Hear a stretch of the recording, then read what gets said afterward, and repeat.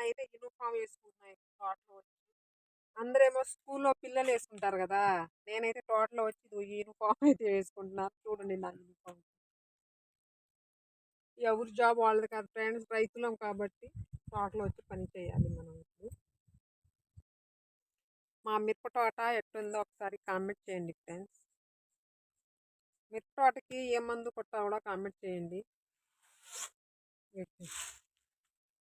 ఈ చెట్టు దానిమ్మ. దానికాయలైతే కాసాయి. ఇప్పుడైతే పూతలు లేవు, రాలిపోయినాయి. వర్షాల వల్ల రాలిపోయినాయి. వర్షాలతో చాలా పంటలు ఆగమైంది. ఇదేమో పత్తి చేను. ఎప్పుడు వీడియోలో తీస్తుంటాను కదా, తీస్తుంటా మీరు చూస్తూనే ఉంటారు కదా. ఉమ్,